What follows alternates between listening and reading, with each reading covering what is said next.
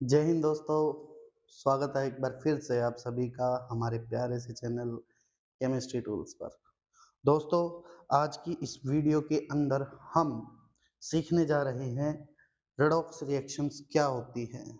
जी हाँ दोस्तों, हमने chemical reactions and equations chapter की सीरीज चला रखी है, जिसमें आज ये जो वीडियो है ये लास्ट वीडियो रहने वाली है और हम कोशिश करेंगे कि पूरा का पूरा चैप्टर जो है इस वीडियो के थ्रू कंप्लीट किया जाए। ठीक है, तो लास्ट तक बने रहें और अगर तुम नए हो तो हमारे चैनल को सब्सक्राइब कर सकते हो और हमारी वीडियोस को लाइक करना, शेयर करना, ताकि ज़्यादा से ज़्यादा बच्चे हमारी वीडियो के ज़रिए अपने कॉन्सेप्ट्स को स्ट्रॉन्ग कर पाए और सीख पाए। तो बिना किसी देरी के आज की वीडियो अपन स्टार्ट कर रहे हैं। दोस्तों देखो, आज का जो हमारा टॉपिक है वो है रेडॉक्स रिएक्शन। ठीक है जी, तो सबसे पहले हम यही सीखेंगे कि आज रेडॉक्स रिएक्शन होती क्या है। ठीक है, तो रेडॉक्स रिएक्शन जो होती है ना दोस्तों, वो दो वर्ड से मिलकर बनती है। अगर मैं इसको दो भाग में क्या कर दूं, बांट दूं, तो दो भाग के अंदर बांटने पर मुझे दो वर्ड मिलते हैं। एक मिलता है रेड और एक मिलता है ऑक्स, जिसमें रेड का मतलब हम समझेंगे रिडक्शन से और ऑक्स का मतलब समझेंगे हम ऑक्सीडेशन से। ठीक है, तो ऐसी रिएक्शंस जिनके अंदर ऑक्सीडेशन और रिडक्शन रिएक्शन एक साथ साइमल्टेनियसली एक साथ होती है, ऐसी रिएक्शंस को हम क्या बोलते हैं बेटा जी? रेडॉक्स रिएक्शन बोलते हैं। अब तुम्हारा सवाल आएगा कि सर एक बात बताओ, हमें नहीं पता ऑक्सीडेशन क्या होता है और हमें नहीं पता रिडक्शन क्या होता है। तो सबसे पहले तो हमें यही बता दीजिए कि ऑक्सीडेशन क्या होता है और रिडक्शन क्या होता है। तो दोस्तों, यहाँ पर मैं तुमको बताऊंगा कि ऑक्सीडेशन क्या है और रिडक्शन क्या है। तो देखो, कुछ इस तरीके से हम ऑक्सीडेशन और रिडक्शन को समझते हैं। तीन टर्म के अंदर हम ऑक्सीडेशन रिडक्शन को समझते हैं। तो देखो, पहला क्या है, अगर कोई भी एलिमेंट इलेक्ट्रॉन लूज कर रहा है ना, लॉस ऑफ इलेक्ट्रॉन हो रहा है किसी एलिमेंट के द्वारा, तो हम कहेंगे कि उस एलिमेंट का क्या हो रहा है? ऑक्सीडेशन हो रहा है। दूसरा, अगर कोई एलिमेंट गेन कर रहा है किसका? ऑक्सीजन का, तो मैं कहूंगा कि उस एलिमेंट का क्या हो रहा है? ऑक्सीडेशन हो रहा है। और तीसरा, लॉस ऑफ हाइड्रोजन, है ना, अगर कोई एलिमेंट हाइड्रोजन को लूज कर रहा है, कोई कंपाउंड हाइड्रोजन को लूज कर रहा है, तो वहां पर मैं क्या कहूंगा जी? उसका क्या हो रहा है? ऑक्सीडेशन। अगर तुम्हें ऑक्सीडेशन समझ में आया तो रिडक्शन जस्ट इसका उल्टा होता है। ठीक है, तो यहाँ पर क्या है? इलेक्ट्रॉन का लॉस, तो यहाँ पर क्या हो जाएगा? इलेक्ट्रॉन का गेन हो जाएगा। यहाँ ऑक्सीजन का गेन है, तो यहाँ लॉस ऑफ ऑक्सीजन। यहाँ लॉस ऑफ हाइड्रोजन है, तो यहाँ पर मैं क्या कहूंगा बेटा जी? Gain of hydrogen. ठीक है, तो इसका जस्ट उल्टा किस में होता है? रिडक्शन में होता है। अब थोड़ा सा एग्जाम्पल लेकर समझ लेते हैं कि भैया जी ऑक्सीडेशन और रिडक्शन होता क्या है। तो सबसे पहले हम इलेक्ट्रॉन के टर्म्स में समझेंगे, फिर ऑक्सीजन के टर्म्स में समझेंगे और फिर हाइड्रोजन के टर्म्स में समझेंगे ऑक्सीडेशन और रिडक्शन को। तो सबसे पहले सॉरी, सबसे पहले हम समझने जा रहे हैं ऑक्सीडेशन को। तो दोस्तों देखो, ऑक्सीडेशन को मैंने तीन टर्म्स में बताया है ना। तो सबसे पहला हम समझने जा रहे हैं इलेक्ट्रॉन के लॉस के बारे में। तो तुम्हें पता है जो मेटल्स होते हैं वो इलेक्ट्रॉन लूज करते हैं। ऐसी बात नहीं है कि सिर्फ मेटल्स ही इलेक्ट्रॉन लूज करते हैं, ऐसा जरूरी नहीं है। नॉन मेटल्स भी इलेक्ट्रॉन लूज करते हैं रेडॉक्स रिएक्शंस के अंदर।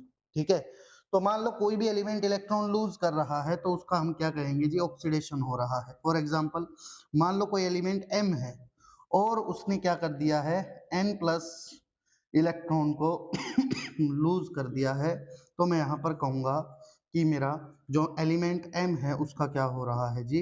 ऑक्सीडेशन हो रहा है। जैसे फॉर एग्जांपल, जैसे सोडियम है, सोडियम अगर एक इलेक्ट्रॉन लूज कर दे, तो हम कहेंगे सोडियम का क्या हो रहा है? ऑक्सीडेशन हो रहा है। ऐसे ही अगर मैं कहूँ कैल्शियम है, अगर वो दो इलेक्ट्रॉन लूज कर दे, तो यहाँ से मैं क्या कहूंगा? कैल्शियम का क्या हो रहा है जी? ऑक्सीडेशन हो रहा है ना। ऐसे ही मैं कहूँ हाइड्रोजन जो गैस है, अगर वो इलेक्ट्रॉन लूज कर दे, तो यहाँ से क्या बन जाएंगे? 2H प्लस और 2 इलेक्ट्रॉन रिलीज हो जाएंगे। तो यहाँ पर हाइड्रोजन का क्या हो रहा है जी, ऑक्सीडेशन हो रहा है। तो होपफुली अगर तुम्हें इलेक्ट्रॉन लॉस के टर्म्स में ऑक्सीडेशन समझ में आया तो बहुत ही बढ़िया बात है। बढ़ते हैं आगे की तरफ। देखो अब हम समझने जा रहे हैं कि रिडक्शन क्या होता है। ठीक है, रिडक्शन का मतलब है गेन ऑफ इलेक्ट्रॉन।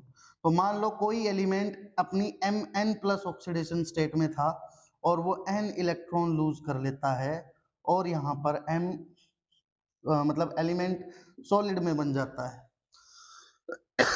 तो मैं कहूंगा इस एलिमेंट का यहाँ पर क्या हो रहा है जी, रिडक्शन हो रहा है। ठीक है, देखो एक चीज मैं तुमको यहाँ से क्लैरिफाई करना चाहूंगा। जब भी कोई एलिमेंट इलेक्ट्रॉन लूज करता है तो उसकी ऑक्सीडेशन स्टेट बढ़ती है, और जब भी कोई एलिमेंट इलेक्ट्रॉन गेन करता है तो उसकी ऑक्सीडेशन स्टेट घटती है। जब जब ऑक्सीडेशन स्टेट के अंदर इजाफा होगा यानी इंक्रीमेंट लगेगा, तब तब हम कहेंगे कि उसका क्या हो रहा है जी, ऑक्सीडेशन हो रहा है। जैसे फॉर एग्जांपल मैं तुमको बताता हूं, जैसे आयरन 2 प्लस में था और इसने क्या कर दिया, एक इलेक्ट्रॉन और छोड़ दिया। ठीक है, तो ये किस में कन्वर्ट हो जाएगा, Fe3 प्लस में। तो तुम देख सकते हो पहले वो +2 ऑक्सीडेशन स्टेट में था, अब वो +3 ऑक्सीडेशन स्टेट में है। तो ऑक्सीडेशन स्टेट बढ़ रही है, इसका मतलब है यहाँ पर आयरन का क्या हुआ है जी, ऑक्सीडेशन हुआ है ना।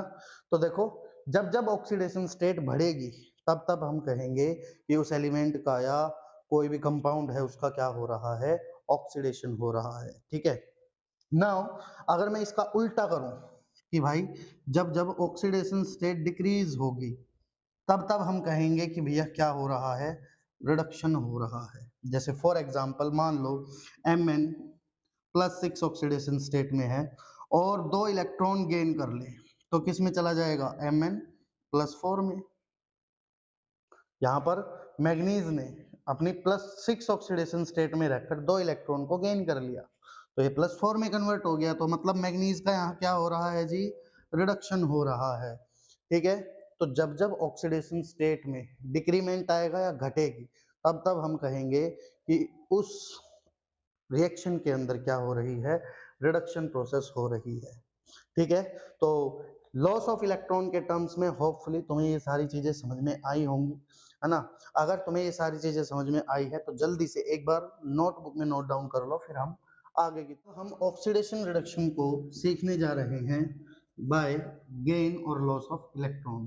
ठीक है, तो देखो दोस्तों, यदि मैं कार्बन को ऑक्सीजन के साथ रिएक्ट करवा दूं तो यहाँ पर बनता है कार्बन डाइऑक्साइड।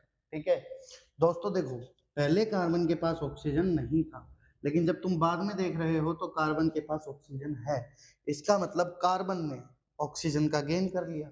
और अगर ऐसा है तो भैया जी यहाँ पर कार्बन का क्या हो रहा है, ऑक्सीडेशन हो रहा है। ठीक है, तुम लोग इसी तरीके से और भी देख सकते हो, जैसे सोडियम है, सोडियम को तुम ऑक्सीजन के साथ रिएक्ट करवा दो, है ना, तो यहाँ पर क्या बनेगा, यहाँ पर क्या बनेगा, यहाँ पर बनेगा Na2O।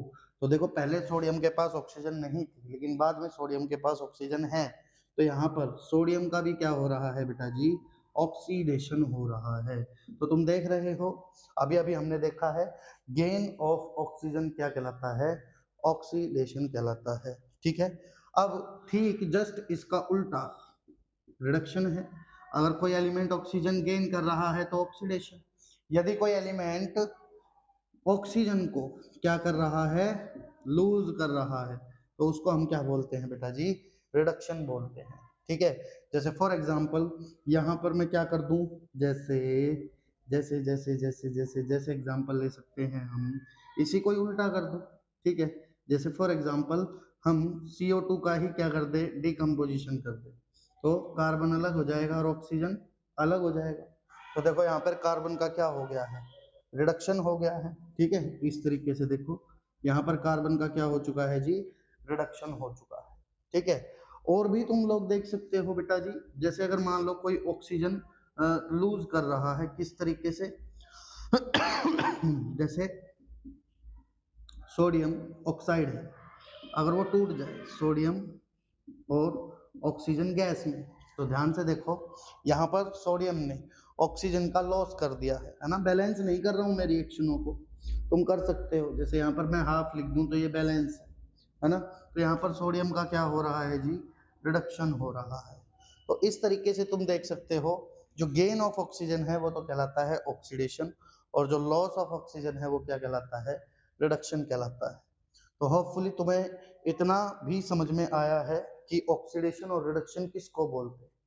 तो दोस्तों यहाँ पर मैं ये कहना चाहूंगा कि अगर किसी रिएक्शन के अंदर किसी एलिमेंट का ऑक्सीडेशन भी हो रहा है और उसी रिएक्शन के अंदर किसी अदर एलिमेंट का रिडक्शन हो रहा है, और ये दोनों प्रोसेस एक साथ हो रही है एक ही रिएक्शन में, तो ऐसी रिएक्शंस का जो नाम होता है वो होता है रेडॉक्स रिएक्शन, या ऐसी रिएक्शनों को हम कहते हैं रेडॉक्स रिएक्शन। जैसे एक बहुत ही सुंदर एग्जांपल मैं तुम लोगों को दे सकता हूं। जैसे फॉर एग्जांपल देखो जरा ध्यान से, जैसे यहाँ पर जिंक है और मैं यहाँ पर क्या कर दूं, कॉपर सल्फेट के सॉल्यूशन के साथ, है ना, जिंक ग्रेनुअल्स ले लूं जो कि सॉलिड स्टेट में है, और एक्वस कॉपर सल्फेट का सॉल्यूशन ले लूं। तो यहाँ पर मेरे पास क्या देखने के लिए मिलेगा, थोड़ी देर के बाद जैसे ये रिएक्शन कंप्लीट होगी तो ये जिंक क्या कर देगा, इस कॉपर को डिस्प्लेस कर देगा और यहाँ बना लेगा जिंक सल्फेट, प्लस में कॉपर को सॉलिड फॉर्म में क्या कर देगा, अलग कर देगा। तो अगर तुम ध्यान से देखो इस रिएक्शन के अंदर हो क्या रहा है, देखो यहाँ पर जिंक ने 2 इलेक्ट्रॉन छोड़े होंगे, ठीक है, और कॉपर सल्फेट के सॉल्यूशन में कॉपर 2 प्लस डिसोसिएटेड फॉर्म में रहा होगा, उसने इन्हीं 2 इलेक्ट्रॉन को गेन किया होगा और किस में कन्वर्ट हो गया होगा, कॉपर सॉलिड में। तो जरा ध्यान से देखो यहाँ पर ऊपर वाली रिएक्शन के अंदर क्या हो रहा है जी, ऑक्सीडेशन हो रहा है, और नीचे वाली रिएक्शन में क्या हो रहा है जी, रिडक्शन हो रहा है। ठीक है, तो देखो ये दोनों ही प्रोसेस इस रिएक्शन के अंदर हो रही है। मतलब यदि मैं कहूं जिंक का हो रहा है जी ऑक्सीडेशन, और कॉपर का हो रहा है जी रिडक्शन। तो एक ही रिएक्शन में ऑक्सीडेशन भी हो रहा है और रिडक्शन भी हो रहा है। तो यहाँ पर मैं कहूंगा कि ये जो रिएक्शन है ये किसका एग्जाम्पल है जी, रेडॉक्स रिएक्शन का एग्जाम्पल है। ठीक है, होपफुली यहाँ तक समझ में आया होगा। तो जल्दी से एक बार नोट डाउन करो, फिर हम आगे की तरफ बढ़ते हैं। तो दोस्तों जो हमारा अगला टॉपिक है वो है harmful effect of corrosion. Hopefully तुम्हें अभी तक रेडॉक्स रिएक्शन बहुत अच्छे से समझ में आई होगी, क्या होता है ऑक्सीडेशन और क्या होता है रिडक्शन, ये भी बहुत अच्छे से समझ में आया होगा। तो दोस्तों यहाँ पर मैं तुमसे कहना चाहूँगा कि अब हम इस चैप्टर के अंतिम पड़ाव पर हैं, और अब इस अंतिम पड़ाव के अंदर हमें एक ही टॉपिक पढ़ना है और वो है हार्मफुल इफेक्ट ऑफ ऑक्सीडेशन, जिसमें 2 हार्मफुल इफेक्ट हमें पढ़ने हैं, है ना। और उन हार्मफुल इफेक्ट की वजह से कुछ प्रोसेस होती हैं, उन प्रोसेस के बारे में पढ़ना है। ठीक है, ऐसी बात नहीं है कि ऑक्सीडेशन के सिर्फ फायदे ही फायदे होते हैं। जैसे मैं फायदे गिनाने की बात करूं तो फायदा ये भी होता है कि जो हमारे शरीर में ग्लूकोज का जो ब्रेक डाउन होता है वो ऑक्सीडेशन की ऑक्सीजन की प्रेजेंस में ही होता है ना। तो वहां पर ग्लूकोज का ऑक्सीडेशन होता है जिसकी वजह से हमें एनर्जी मिलती है। ऑक्सीडेशन के और भी बहुत सारे फायदे हैं, ऐसी बात नहीं है कि सिर्फ फायदे ही फायदे हैं, भैया नुकसान भी है ना। नुकसान क्या है, हमें नुकसान के बारे में ही पढ़ना है। तो सबसे पहला ऑक्सीडेशन की वजह से जो होने वाला नुकसान है वो है रेंसिडिटी। तो सर जी ये रेंसिडिटी है क्या, सबसे पहले तो ये बता दूं। तो भैया जी जो रेंसिडिटी है ना वो कुछ नहीं है, एक ऐसी प्रोसेस है जिसके अंदर जो ऑयली फूड होते हैं उनका टेस्ट और स्मेल चेंज हो जाते हैं समय के साथ साथ, यदि हम ऐसे फूड आइटम्स को ओपनली एयर के अंदर रखते हैं। तो सर एक बात बताओ ऐसा क्यों हो रहा है, ये क्यों हो रहा है। तो दोस्तों मैं तुमको बताता हूँ, जो ऑयल्स होते हैं ना वो अनसैचुरेटेड फैटी एसिड्स होते हैं, है ना। लॉन्ग चेन ऑफ हाइड्रोकार्बन्स होते हैं जो अनसैचुरेटेड होती है। अनसैचुरेटेड का मतलब होता है कार्बन और कार्बन के बीच में या तो डबल बॉन्ड मिलेगा या ट्रिपल बॉन्ड मिलेगा, ठीक है। तो ऐसे हाइड्रोकार्बन की जो चेन होती है उनको हम अनसैचुरेटेड क्या बोल सकते हैं, हाइड्रोकार्बन बोल सकते हैं। तो जो ऑयल्स होते हैं वो अनसैचुरेटेड हाइड्रोकार्बन ही होते हैं, जिनके अंदर क्या होता है, अगर हम ऐसे हाइड्रोकार्बन्स को ओपनली एयर के अंदर रख देते हैं तो एयर में होती है भैया ऑक्सीजन, और ऑक्सीजन उन्हीं डबल या ट्रिपल बॉन्ड के साथ रिएक्ट करके जो प्रॉपर्टीज वो अनसैचुरेटेड हाइड्रोकार्बन दे रहे थे उसको चेंज कर देती है, जिसकी वजह से उस ऑयली फूड का जो टेस्ट होता है या स्मेल होती है वो क्या हो जाती है, चेंज हो जाती है।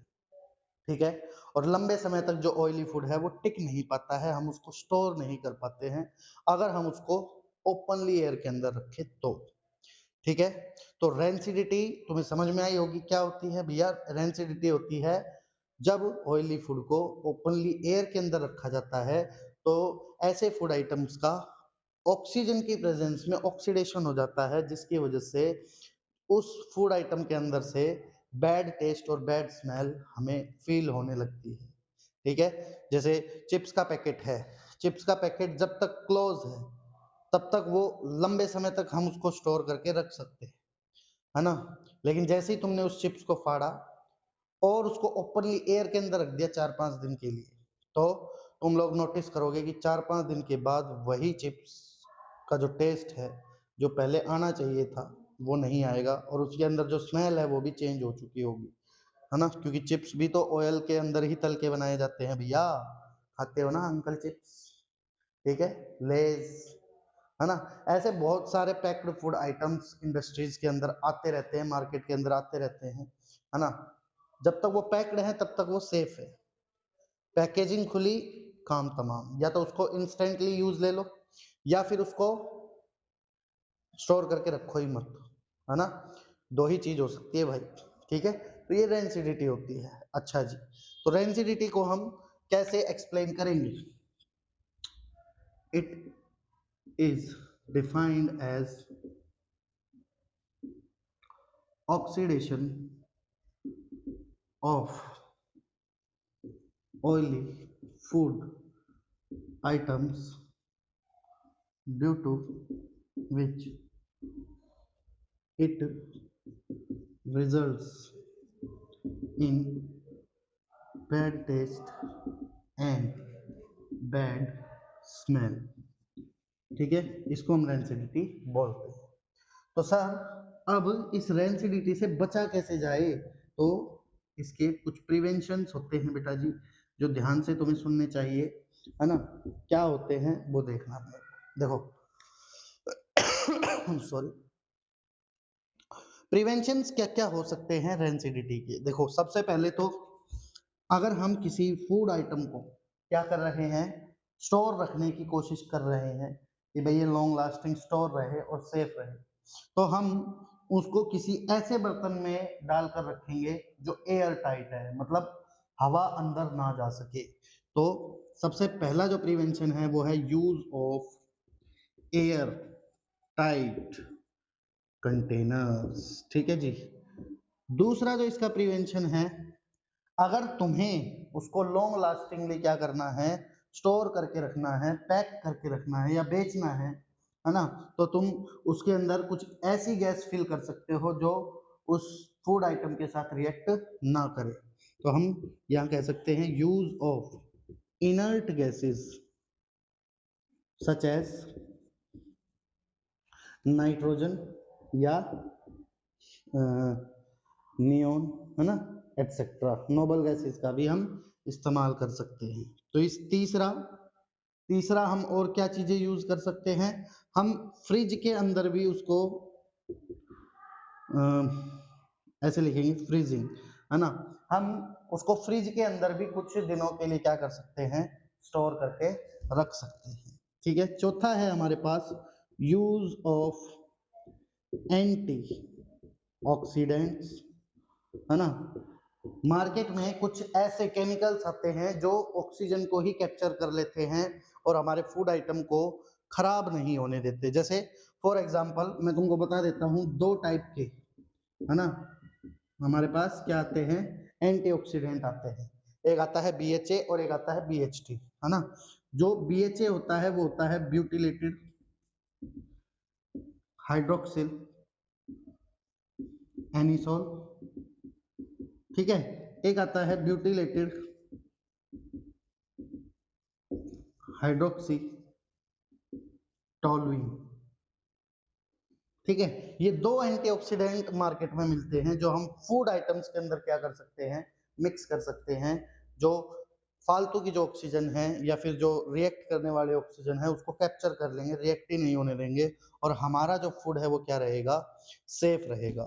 तो इस तरीके से हम क्या कर सकते हैं, हमारे फूड आइटम्स को खराब होने से बचा सकते हैं। ये कुछ method of preparation sorry method of prevention थे जिसको हम यूज कर सकते हैं। होपफुली रेंसिडिटी तुमको समझ में आई होगी। एक बार जल्दी से नोट डाउन करो, फिर हम अगला जो हमारा कोरोजन है उसको स्टार्ट करते हैं। तो अगला जो हार्मफुल इफेक्ट है वो हमारा कोरोजन है, जो हमें मेटल्स के केस में देखने के लिए मिलता है। ठीक है, इसी का ही एक केस हम पढ़ने जा रहे हैं, रस्टिंग ऑफ आयरन। जी हाँ दोस्तों, बहुत आम चीज है ये, है ना। लोहे का जो जंग खाना होता है वो भी किसका हार्मफुल इफेक्ट है, ऑक्सीडेशन का हार्मफुल इफेक्ट है। ठीक है, इस केस में होता क्या है, जो रस्टिंग ऑफ आयरन होता है इसमें क्या होता है, जो आयरन का जो पीस है वो क्या होता है, ऑक्सीजन की और वाटर की प्रेजेंस में आकर ऐसी कुछ प्रक्रिया दिखाता है जिससे जो हमारा आयरन का पीस है या आयरन का कोई भी आर्टिकल है वो क्या करना स्टार्ट कर देता है, जंग खाना स्टार्ट कर देता है। जंग का मतलब होता है वो लेयर बाय लेयर डिग्रेड होना स्टार्ट हो जाता है ना। एक चीज और भी है, देखो बेटा, जो कोरोजन होता है ना वो अदर मेटल्स के लिए यूज होता है। आयरन के लिए जो हम वर्ड यूज करेंगे वो है रस्टिंग। ठीक है, अगर मैं ये कहूं कि रस्टिंग ऑफ जिंक तो भैया ये चीज गलत है। रस्टिंग सिर्फ और सिर्फ किसके लिए यूज होती है, आयरन के लिए यूज होती है। अदर मेटल्स का जो इस तरीके का प्रोसेस है ऑक्सीडेशन का वो होता है कोरोजन। ठीक है, अच्छा, डिटेल में कोरोजन को हम पढ़ेंगे मेटल एंड नॉन मेटल्स वाले चैप्टर के अंदर। ठीक है, अभी मैं तुमको सिर्फ ये बताना चाहता हूं कि यहाँ पर एक्चुअलिटी में आयरन के साथ हो क्या रहा है। ठीक है, देखो दोस्तों, यहाँ पर जो आयरन है हमारा वो ऑक्सीजन के कांटेक्ट में आता है और एक्स अमाउंट ऑफ H2O के कांटेक्ट में आता है। भाई पानी हम गिनकर थोड़ी डालेंगे, एटमॉस्फेयर में कितना भी पानी हो सकता है, वो तो कितना भी यूज हो सकता है। ठीक है ना, तो यहाँ पर इन दो चीजों के कांटेक्ट में आके यहाँ पर क्या बनता है, हमारे पास एक बनता है Fe2O3 डॉट XH2O, है ना। ये जो तुम्हारे सामने कंपाउंड बन रहा है इसी कंपाउंड को हम बोलते हैं रस्ट। ठीक है, इसको हिंदी में बोलते हैं जंग। ठीक है, रस्ट का जो कलर होता है वो कैसा होता है बेटा जी, रेडिश ब्राउन होता है, रेडिश ब्राउन होता है। ठीक है, अगर तुम्हें कोरोजन को बहुत ही डिटेल में पढ़ना है तो अभी हमने एक सीरीज और चला रखी है इलेक्ट्रोकेमिस्ट्री, उसके अंदर भी हम बहुत हद तक चैप्टर को कवर कर चुके हैं। जल्द ही कोरोजन के ऊपर भी वीडियो आएगी, तब तक के लिए थोड़ा वेट करो बेटा। ठीक है, तो तुम देख सकते हो रेडिश ब्राउन कलर का हमें एक कंपाउंड देखने के लिए मिलता है, और ये कैसा होता है, पाउडर्ड फॉर्म में रहता है, पाउडर्ड फॉर्म में रहता है। ठीक है, रेडिश ब्राउन मतलब जब आयरन जंग पकड़ना स्टार्ट करता है तो वो पाउडर बन के बिखरने लगता है, उसका एक एक कण बिखरने लगता है ना। जैसे जंग खाए हुए लोहे के ऊपर तुम क्या करोगे, ऐसे हाथ लगा कर देखोगे तो एक रेड कलर का पाउडर तुम्हें टच फील होगा, है ना, तुम्हें फील होगा, वो रस्ट ही है। ठीक है, तो इस तरीके की जो प्रोसेस होती है इसको हम बोलते हैं रस्टिंग ऑफ आयरन। तो सर अब इससे कैसे बचा जाए, तो भाई इससे हम बच सकते हैं, लिखो प्रिवेंशन। ठीक है, प्रिवेंशन क्या है जी, देखो जरा ध्यान से, पहला प्रिवेंशन क्या है, पहला क्या है, हम जो भी आयरन आर्टिकल को बचाना चाहते हैं उसके ऊपर क्या कर दें, पेंट कर दें, है ना। तो इसको मैं पूरा लिख सकता हूं बाय पेंटिंग। ठीक है, दूसरा, या फिर मैं उसकी सरफेस के ऊपर क्या लगा दूं, या तो ऑयलिंग कर दूं और ग्रीसिंग कर दूं, उससे एक प्रोटेक्टिव लेयर बन जाएगी ताकि ऑक्सीजन और वाटर डायरेक्ट कांटेक्ट में नहीं आ पाएंगे और हमारा जो आयरन का आर्टिकल है वो बचा रहेगा, है ना। एक तरीका ये भी अपनाया जा सकता है। तीसरा, एक मेथड और भी मैं यूज कर सकता हूं, बाय इलेक्ट्रोप्लेटिंग। मैं क्या कर दूं, किसी दूसरे मेटल की परत उस आयरन आर्टिकल के ऊपर लेयर कर दूं, बिछा दूं, तो ऐसे में भी मेरा जो आयरन का आर्टिकल है वो रस्ट खाने से बच जाएगा। ठीक है जी। अच्छा जी, तो इलेक्ट्रोप्लेटिंग जो है ना बेटा, वो बहुत सारे मेटल्स को हम क्या करते हैं, एक दूसरे के ऊपर लेयर बाय लेयर डिपॉजिट करते हैं। इस प्रोसेस को इलेक्ट्रोप्लेटिंग बोलते हैं। मतलब एक मेटल को अगर मैं दूसरे मेटल के ऊपर लेयर बाय लेयर क्या कर रहा हूँ, डिपॉजिट कर रहा हूँ, तो इलेक्ट्रोप्लेटिंग बोलते हैं। ठीक है, यहाँ पर एक वर्ड यूज होता है गैल्वेनाइजेशन। ठीक है, और ये जो गैल्वेनाइजेशन है ना, ये स्पेशली किसके केस में यूज किया जाता है जी, जिंक के केस में यूज किया जाता है। ठीक है, मतलब अगर तुम आयरन आर्टिकल्स के ऊपर जिंक की लेयर को डिपॉजिट कर रहे हो, तो इस प्रोसेस को बोला जाता है गैल्वेनाइजेशन। ठीक है, गैल्वेनाइजेशन सिर्फ और सिर्फ जिंक के लिए ही यूज होता है। अगर तुम अदर मेटल को डिपॉजिट कर रहे हो, तो उसके लिए तुम्हें इलेक्ट्रोप्लेटिंग वर्ड यूज करना पड़ेगा। होपफुली बहुत अच्छे से मेथड ऑफ प्रिपरेशन भी तुम लोगों ने कवर कर लिया है, और होपफुली ये चैप्टर भी तुम्हें सॉरी बहुत अच्छे से समझ लिया है।